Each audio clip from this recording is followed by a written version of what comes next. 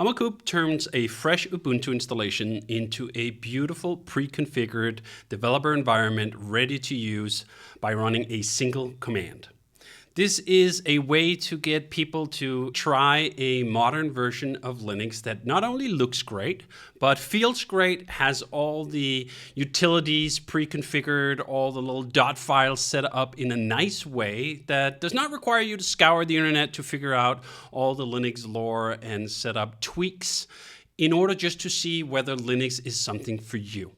It also so happens to be pretty much exactly my development configuration. I switched to Linux a few months ago, and I've been spending those months finding all those little things I like about Linux, setting up the tactile window manager for making it easy to tile windows back and forth, setting up Alacrity, the terminal to look just how I like it to look, and integrating all of that with a set of themes in such a way that it just looks great.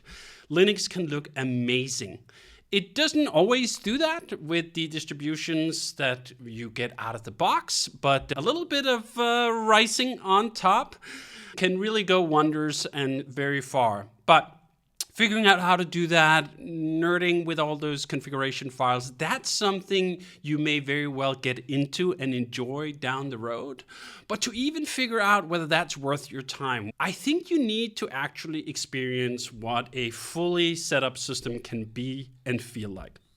I in part got this inspiration from adopting Neovim. Neovim is infamously configurable. There are about 1 trillion configuration options and plugins and all the things, and that's great. There are some masters out there who will teach you how to set up your bespoke development environment just right for you. But I needed to figure out whether this was even going to work for me if I was going to switch away from TextMate, the editor that I've been using for about 2 decades. So Lazygit.org provides a distribution of all those plugins pre-configured, and they just work great. And I found that Neovim was something I could use after having used Lazygit, and I want to extend that same principle to the entire operating system, to the entire machine. This is really dedicated to web developers, probably in particular, and even more so just to my own web development. The Omakub installs RPENV and it installs Node to get set up on the machine right away. It installs Docker, it installs a bunch of other tools. And I'll go through a bunch of those and give you a taste. And as I said, it installs all those tools and then it makes it look good, and then it runs in a single command. You simply install Ubuntu from your USB drive, and then boom, the next thing you run is the Omakub installation command. That'll run for a few minutes, and there you are. You have a complete setup that's ready to go. So let's dive in and let me show you what this actually looks like. So this is what you see when you've installed Omakub. It will start out with this beautiful setup, a nice wallpaper, the GNOME UI tweaked just a little bit with a couple of extensions, a bunch of stuff turned off. And then there is the dock, which represents the fact that we have pre-installed a bunch of applications to make it easy to get going for someone who wants to use their new Linux machine to start working for the web. As you can see, the browser that is default in Ubuntu, Firefox, has been swapped out with Chrome. No shade on Firefox, it's a great browser, but most people working in web development today are using Chrome, so that's here. Omakub is not a manifesto to free software. It is a way to turn Linux into a productive machine that someone already running Windows or Mac would want to give a try. But let's dive straight in. Let's hop into the first workspace here. And the way I have it set up here, you can see the numbers 1 through 6 at the top. These are the different workspaces. You can swap through them by pushing Super 1 to go to Workspace 1, Super 2 to go to Workspace 2. So let's see what that looks like once I start launching some apps. I'm going to launch an app through the hotkey. You can, of course, always push Super. That brings you back to this screen. But if I just push Alt 1, I'm going to start the first pinned application in the dock, which is Chrome. So you see, I start up Chrome here, and now when I swap back and forth, you can see there's no animations. I've taken out all the animations to make this feel more like a tiling window manager, even though it's actually not. I'll show you that in a second too. We can also use hotkeys like super arrow left to put this over here, and then we can start our second command, the terminal. I do that with Alt 2. Beautiful terminal popping up here. Let's put it over on the left, and there you see the basic window tiling. We can do super up to fill the whole screen, super right to fill a smaller part of the screen. This is the setup I use when I'm on a laptop screen that really doesn't have a lot of room. I don't feel like a tiling window manager would actually add that much in that case, and you don't even need anything more sophisticated than that, even within GNOME. But if you're running your computer on a larger display, I often use a 6K display, you absolutely do want more tiling options. So if you push Super T, it'll bring up this nice little overlay where you can then push ED, for example. And we're going to put our terminal over here, or we can do it again, and we can push WS, and it'll put it right in the middle. Or we can even fill the screen with QD. You can put your windows exactly where you want them without having to resize constantly. And that resizing by the mouse is really what I wanted to get away from with this kind of setup. I don't want to use the mouse at all. Don't want to use the mouse for any of the window configuration. We're just going to use the keyboard for basically all of it. But when I'm running on this small screen, I don't actually even like to have multiple windows on the same workspace at the same time. So what we can do here is we can push our super key. We can drag over our terminal to workspace number 2. We can hit F11. Actually F Shift 11 when it comes to Chrome. F11 will take you all the way to full screen. Then you won't be able to see the tabs. You can push F11 again. F11 and Shift will give you the tabs. Now we have a workspace number 1, that is Super 1, just dedicated to Chrome. And then we hop over here on workspace number 2, and we're going to do the same thing, F11. We're just going to see our terminal. This is the basic setup that I have. Jumping back and forth workspaces like this, jumping to a new workspace. Over here, you could have your communication apps, you could run your Signal, you could run your WhatsApp, or you could run your, let's say, Spotify music. So we can even pop that up and make it full screen as well. I'm not going to log into that here. I'm going to actually hit another key. I have mapped by default in Omakub. That is Super W instead of the, I think it's Alt F4 to close an app, which always just struck me as such a bizarre key to use. But anyway, let's hop in here. And where I want to start is actually in the terminal. The terminal is the interesting bit because it is a mix of a few different programs. If you have a look here, it is running this terminal called Alacrity, which is a GPU accelerated terminal, which is great for all sorts of stuff. You can style it really neatly and nicely. And inside of Alacrity is running this thing called Zellij. And Zellij gives us panes. It gives us this outline. You can see this bright green outline. And if I do ls, for example, you can see what's on my files here. And then you can say, oh, I want another pane. I want to split up my screen. I can hit Control P and then N for new, and then boom, I have another screen over here. And I can hit, again, Control P and then D, and it'll cut it in half. Now I can hop between these with Alt arrow keys. Some people like to use the Vim keys for navigating. I don't really like to do that so much. I find it very easy to use Alt and then the keys back and forth. So that's within the single tab. Then you can hit Control T, N, boom, now you have a new tab. Go back and forth between your tabs. You could rename a tab, Control T, R, and this can be our Stuff tab. And then we can go back here and do our, let's say, Work tab. That's pretty neat. This is really where a lot of the magic is going to happen, and we're going to look at that in 1 second. Omakub comes with 2 choices for editors. And I'm going to show you the quote-unquote hard one, the adventurous one, the one I'm super excited about first, which is a terminal called, or an editor called Neovim. I don't use Neovim as it comes out of the box. Neovim out of the box requires you to do a lot of configuration before it looks nice. There's some great tutorials on the internet on how to do that. But if you don't have the patience, I didn't quite have the patience, then you can dive in and just use it together with Lazygit, which is exactly what we've done inside of Omakub. So let's hop into a place where we can make some changes. I'm going to hop into actually Omakub, and I'm going to do N. That's an alias that sets up by default, and then dot. So I'm going to start Neovim in my current directory. And you'll see it starts up Neovim here with a file explorer on the right. Some Neovim folks really don't like the file explorer. I'm not sure why. I love it. It gives me a sense of layout of where we are and what's in here. But I also really like the fuzzy finder telescope for finding files. So if you hit space, it'll bring that up. And you can just start typing. For example, let's see what's inside the bash shell setup for Omakub. Pretty neat. And if you then don't like that file explorer out there, we can hit space E, and that hides it, or space E again to show it once more. But here we have an example of we are running Neovim inside one of these panes. So let's add another pane. Let's do the Control P and then N. And then you see it actually popped it down below. You can hit Alt brackets to bring it over on the side. You can hit Alt minus to make it smaller and make it larger. And now you can do stuff on the side here as well. This is really helpful when you're doing development in, say, Rails, and you have your editor that's doing your editing stuff, and then you have a console, for example, running on the side, and maybe you also even have a web server running as well. We could have a web server running down here, and then you could shrink that real down below. You can even use the mouse to navigate against these panes around here as I'm doing.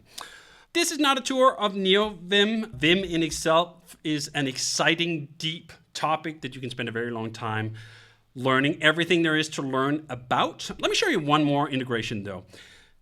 It is also integrated by default with Lazygit. I love Lazygit. So if you hit space GG, it brings up the Git interface, the Git TUI, that you can navigate back and forth. Let's actually make a change so we can see how that looks. If we mark a few things here and we actually just delete them, and we're gonna save that. Now let's do our GG. You see here some changes. I can stage these changes. I could get ready to commit these changes. I can back out of that, or I can discard all the changes on D. You can hit question mark to see all the different options that you have. Escape to hide that. D, discard all the changes. Yeah, discard those. Go back and see things as they are. Now, again, I love Neovim. I think you should give Neovim a try, but Omakub is not wedded to that. We can certainly also use something else, for example, code.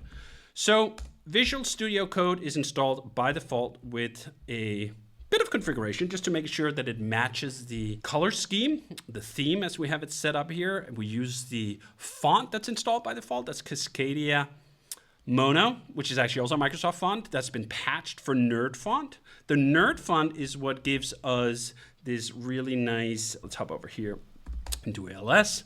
It gives us these little nice icons here. And actually even the icons in here as well. You can get icons for all sorts of stuff.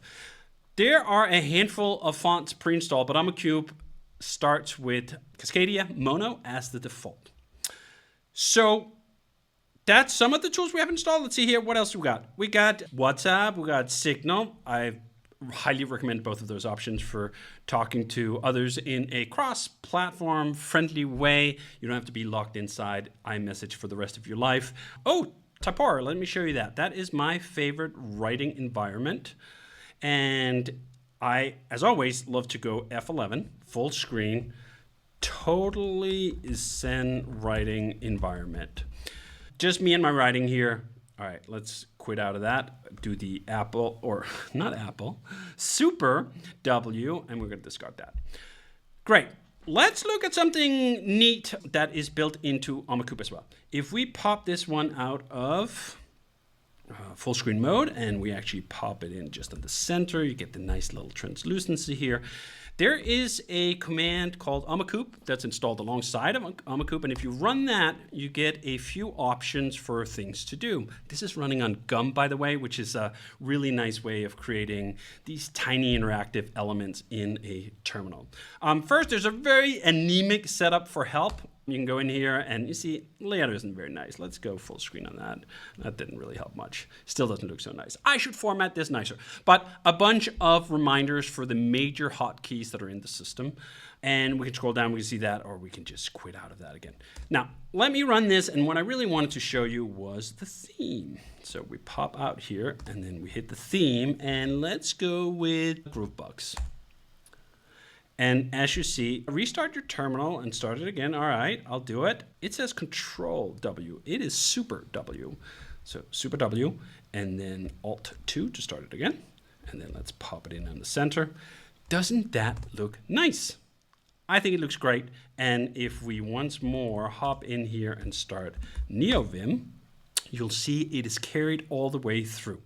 So to get to this level of carry through, we have to change the accent colors here. As you can see, nice sage color. For GNOME, we have to change the Alacrity color scheme. We have to change the Zellij color scheme. And then finally, we have to change the Neovim color scheme. And then also, if I pop open Visual Studio, you'll see it has also changed that color scheme as well. So there's about 5 different color schemes that get coordinatedly changed when you go through the Omakub theme command. And actually, let's have a look at that. Let's see if we can find the theme changer here. Yeah. Groovebox looks really sweet, doesn't it? You can see it does all of these different matches and sets up the themes and allows you to pick which one to go to.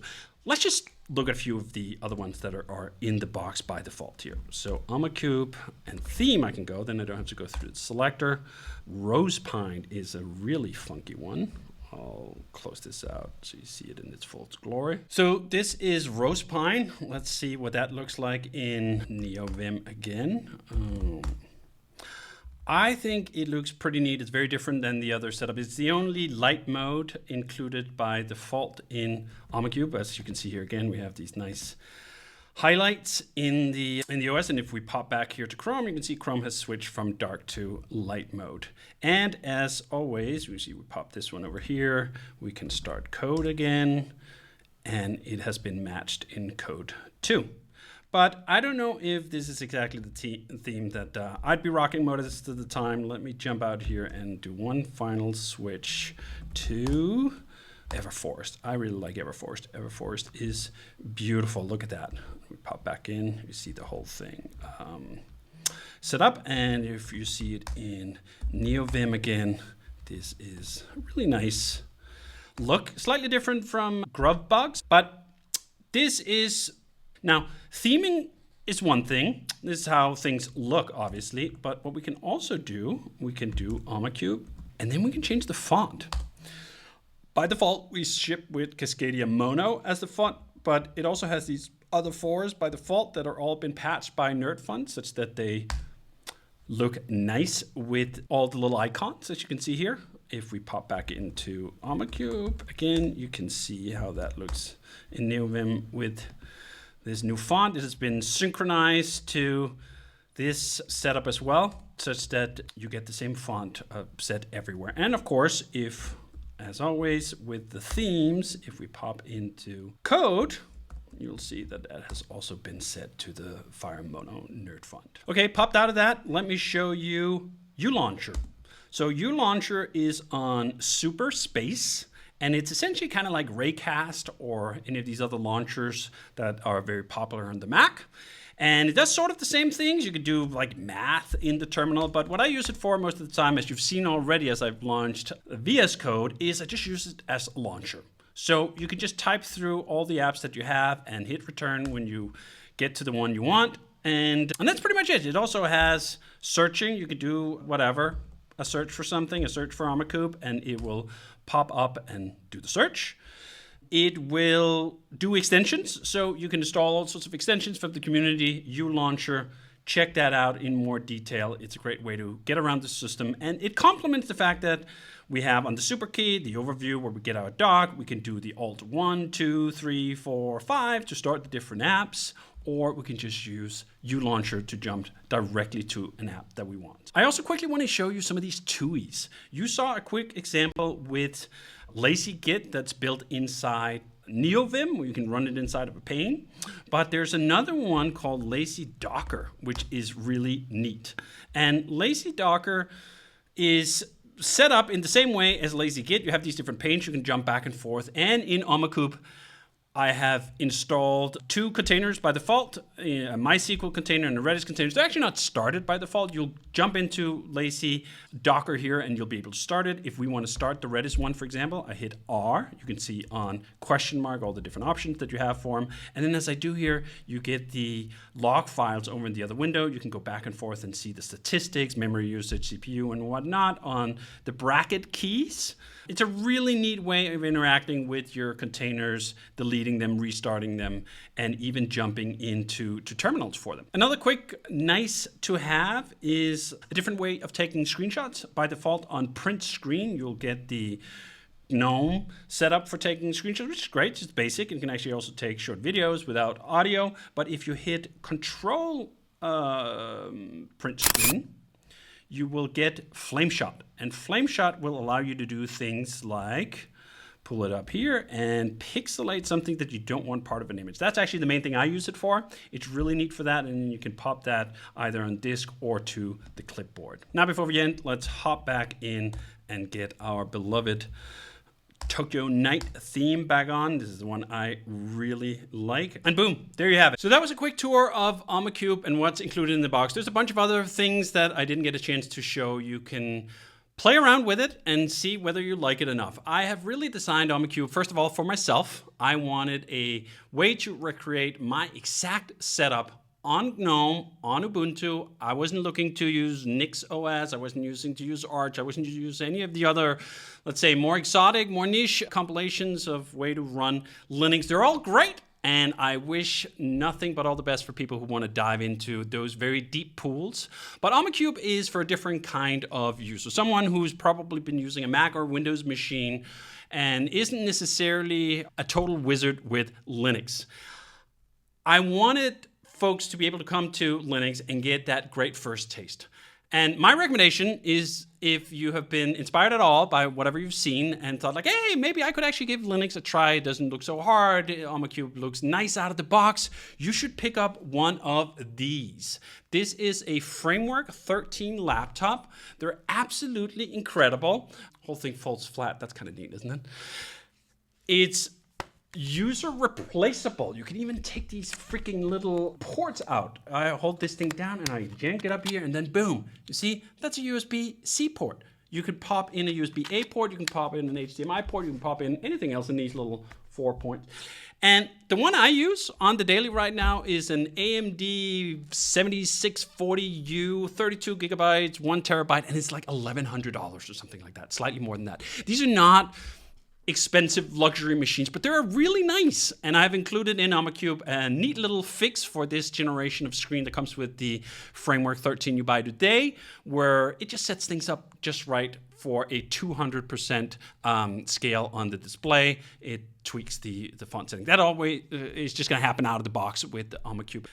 So that's Omakub, that's Linux. I've been so in love, actually, to put it mildly, with this operating system, with discovering all these TUIs, with discovering all these terminal applications, with discovering Neovim. I did not think perhaps ever I was going to abandon my beloved TextMate, but a Neovim through the portal of the Lazy Vim distribution has convinced me that Vim is actually totally awesome, and I've been developing in it for quite a while now. I don't see switching back. Once you get those Vim keys under your skin, they're really hard to get back out. So I would recommend that you check out some of those Vim tutorials by other experts here on YouTube, and you can quite quickly, I'd say, pick it up, but not too quickly, right? Like, you're going to sit down, you're going to use it for the first time, it's not going to stick. You're not going to stick with it in an hour. You're going to give it a whole week of frustration, probably, and then in week 2, that's when things start clicking. That's when you start loving it. And then it also just looks amazing. If you want that amazing aesthetic, not that code can't look good too. This is why code is included in Omakub. This is why it's integrated with the whole theme switcher and so forth. That's all great. But you should know that there is alternatives, especially to Apple computers, which is by far the most common computer in my circles of web development. Linux is great. It's not completely foolproof and polished in the same way, but there's a bunch of things about it that are actually better. And being able to run the same operating system that you run on your servers is going to give you a better familiarity with the package manager, how everything is set up. And hopefully Omakub can help you start on that journey. So Hope you enjoy it. I hope you help collaborate on the project as we see fit. I don't want this to become an omnibox. I don't want any configuration options at all for the first run installation. This is going to remain one command, one nice setup, and then you could do some tweaks, some substitutions to the menu after the fact, and that's it. Thank you.